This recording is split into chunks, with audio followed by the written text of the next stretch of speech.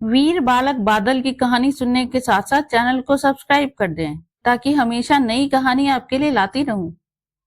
उस समय दिल्ली की गद्दी पर अलाउद्दीन खिलजी बादशाह होकर बैठा था।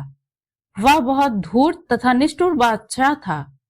राजपुताने में चित्तौड़ के सिंहासन पर उस समय राजा भीम सिंह विराजमान थे।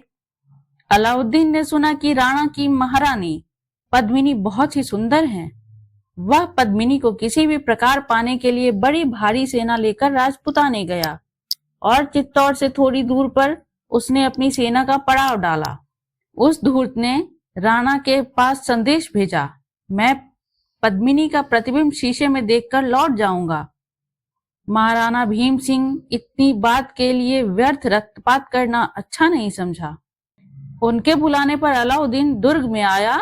दर्पण में रानी पद्मिनी का प्रतिबिंब उसने दिखा दिया गया। लौटते समय राणा उसे दुर्ग से बाहर तक पहुंचाने आए।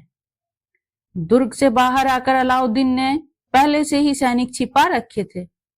उन्होंने राणा पर आक्रमण करके उन्हें पकड़ लिया और बंदी बनाकर वे अपने शिविर में ले गए। राणा के बंदी हो जाने से चित्तौड़ के दुर्ग में हाहाकार मच गया। बादशाह की सेना इतनी बड़ी थी कि उससे सीधे संग्राम करके विजय पाने की कोई आशा नहीं थी। अंत में रानी पद्मिनी के मामा गोरा ने एक योजना बनाई। अलाउद्दीन को संदेश भेजा गया, रानी पद्मिनी बादशाह के पास आने को तैयार हैं। यदि उनके आ जाने पर बादशाह राणा को छोड़ दे, रानी के साथ 700 दासियां भी आएंगी। शाही सैनिक उन्हें रोके नहीं। बादशाह ने इस बात को बड़े उत्साह से स्वीकार कर लिया। सायंकाल अंधकार होने पर दुर्ग से 700 पालकियां निकली। बादशाह के सैनिक विजय के उन्माद में उत्सव मना रहे थे। शाही सेना में पहुंचकर रानी ने पहले राणा से भेंट करनी चाहिए और यह मांग भी स्वीकार हो गई। आप क्या सोचते हैं कि रानी पद्मिनी पालकी में बैठकर यवन बादशाह के पास आई थी? पालकी में रानी बना स्त्री वेश में छिपा अपने अस्त्र शस्त्र से सुसज्जित रानी का 12 वर्ष का सुंदर भांजा बालक बादल वहां आया था। दूसरी पालकियों में भी राजपूत सरदार बैठे थे और पालकी उठाने वाले कहारों के वेश में राजपूताना योद्धा ही थे।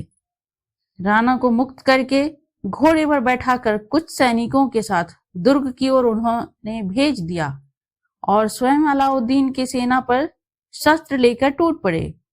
गोरा इस सेना का सेनापति था। बादल ने इस युद्ध में अद्भुत वीरता दिखलाई, लेकिन मुट्ठी भर राजपूत समुद्र के समान विशाल शाही सेना से कब तक लड़ते? गोरा रणभूमि में काम आए।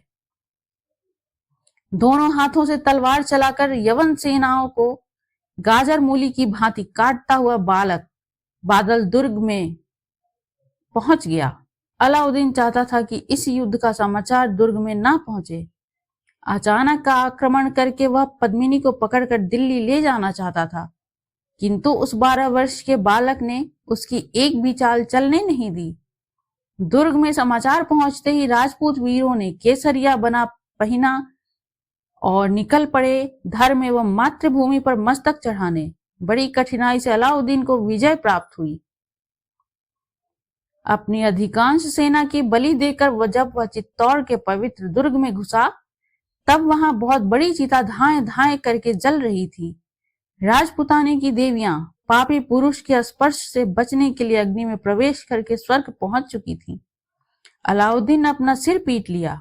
भारत की वह गौरवमयी दिव्य भूमि सदियों की तेज के साथ वीर बालक बादल की शूरता एवं बलिदान से नित्य उज्जवल है। कहानी अच्छी लगी हो तो इस वीडियो को शेयर जरूर करें। धन्यवाद।